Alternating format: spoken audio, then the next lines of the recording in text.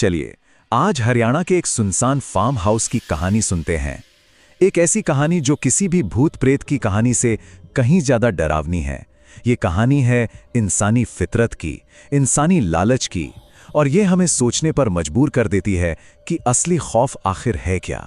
वो जो अंधेरे में छिपा है या वो जो हमारे सामने उजालों में रहता है। मतलब ये कहानी किसी भूत प्रेत के श्राप की नहीं है। ये उस श्राप की कहानी है जिसे हम लालच कहते हैं। एक ऐसी आग जो अगर एक बार लग जाए तो सब कुछ जलाकर राख कर देती है। तो चलिए इस कहानी के अंधेरे में उतरते हैं और देखते हैं कि ये आग इंसान को किस हद तक गिरा सकती है। तो बात है 1990 की। जगह है सोनीपत और पानीपत के बीच एक वीरान सा फार्म हाउस, और यहीं से कहानी के सारे रहस्य की परतें खुलना शुरू होती हैं। इस कहानी में ना 3 अहम किरदार हैं। पहले हैं राघव मलिक, दिल्ली के एक बहुत अमीर बिजनेसमैन और फार्म हाउस के मालिक।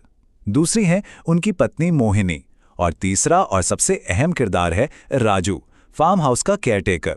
राजू पिछले 10 सालों से राघव के लिए काम कर रहा था और उनका सबसे वफादार आदमी माना जाता था। फिर कहानी में एक मोड़ आता है। राघव को बिजली विभाग से एक चिट्ठी मिलती है कि फार्म हाउस में हर रात 9 बजे से सुबह 3 बजे तक बिजली नहीं रहेगी। सोचिए, पूरे 6 घंटे घना अंधेरा, और यही अंधेरा आने वाली भयानक रात का मंच तैयार करने वाला था। एक रात राघव दिल्ली में सो रहा होता है कि अचानक उसका फोन बजता है। दूसरी तरफ से राजू की कांपती हुई आवाज आती है। वो कहता है, मालिक, यहां कुछ ठीक नहीं है। मुझे ऐसा लग रहा है जैसे मौत मेरे दरवाजे पर खड़ी है। उसकी आवाज में इतना डर था कि राघव को फौरन फार्म हाउस के लिए निकलना पड़ा। अब राघव फार्म हाउस के रास्ते में है और उसे जरा भी अंदाजा नहीं है कि वो उस खौफ का सामना करने जा रहा है जिसका जिक्र राजू ने फोन पर किया था। राघव जैसे ही फार्म हाउस पहुंचता है, उसे कुछ गड़बड़ लगती है। सब कुछ एकदम शांत, कोई आवाज नहीं। जो राजू हमेशा गेट पर स्वागत के लिए खड़ा रहता था, वो कहीं नजर नहीं आ रहा था। काफी ढूंढने पर जाकर राजू मिलता है। कहां? अस्तबल के एक कोने में, बुरी तरह डरा सहमा, कांपता हुआ। अब राजू जो बताता है वो सुनकर किसी के भी रोंगटे खड़े हो जाएं। वो कहता है कि उससे पहले एक अजीब से साए का एहसास हुआ, फिर खिड़की से किसी ने हंसते हुए झांका, फिर खेतों से डरावनी आवाजें आने लगी, और आखिर में अंधेरे में उसे एक बिना सिर वाली औरत की परछाई दिखी। राघव को लगता है ये सब राजू का वहम है और वो सोने चला जाता है। लेकिन ठीक 9 बजे लाइट चली जाती है और फिर वही होता है जो राजू ने बताया था। हंसने की आवाजें, कांच टूटने की आवाजें। राघव डर के मारे अपनी गाड़ी की तरफ भागता है, पर ये क्या, चाबियां तो अंदर ही रह गईं। अब उसके पास उस डरावने घर में वापस जाने के सिवा कोई और रास्ता नहीं था। और अब आता है कहानी का सबसे बड़ा ट्विस्ट। ये जो डर था ना, ये डर किसी भूत प्रेत का नहीं था।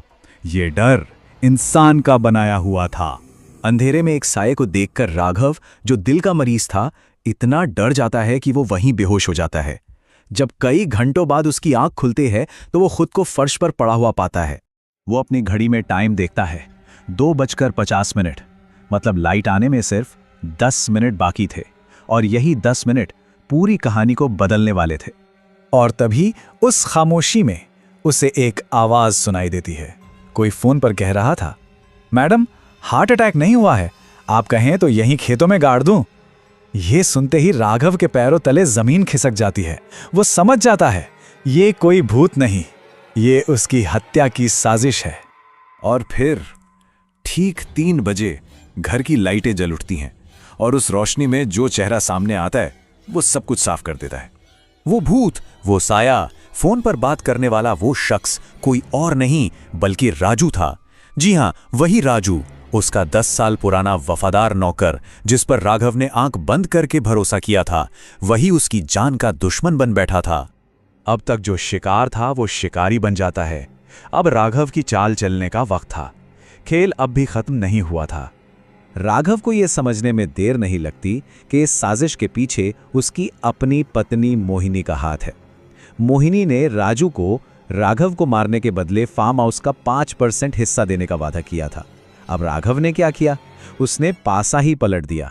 उसने राजू से कहा, मोहिनी को मार दो, मैं तुम्हें 10% दूंगा।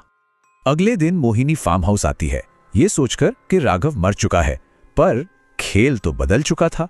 राजू अब राघव के पाले में था और राघव की आंखों के सामने ही राजू मोहिनी को मार देता है। राघव ये सब एक ठंडी मुस्कान के साथ देखता है और राजू अपने किए पर पछताता हुआ जमीन पर गिर जाता है। और जब सब कुछ खत्म हो जाता है, तब राघव अपना आखिरी पत्ता फेंकता है। वो राजू को जो बताता है वो इस कहानी का सबसे विनाशकारी सच है। वो कहता है, ये फार्म हाउस मैंने एक हफ्ते पहले ही बेच दिया था, पैसा मेरे अकाउंट में है, ये प्रॉपर्टी अब मेरी है ही नहीं। तो दुनिया ने क्या सुना? दुनिया की खबरों में आया कि एक नौकर ने अपनी मालकिन को आवेश में आकर मार डाला और फिर अपराध बोध में आत्महत्या कर ली। केस बंद। लेकिन असलियत तो एक ऐसे मालिक की थी जिसने अपने लालच और दिमाग के दम पर खुद को बेदाग बचा लिया था। राघव ने कहा था, मैं राजा हूं और शतरंज का खेल तब तक चलता है जब तक राजा खड़ा है। पर क्या सच में? इस कहानी के बाद एक सवाल जरूर उठता है कि इस दुनिया के शतरंज में जीतता कौन है? वो जो आखिर तक खड़ा रहता है या वो जो अपनी इंसानियत बचाए रखता है? ये सोचने वाली बात है।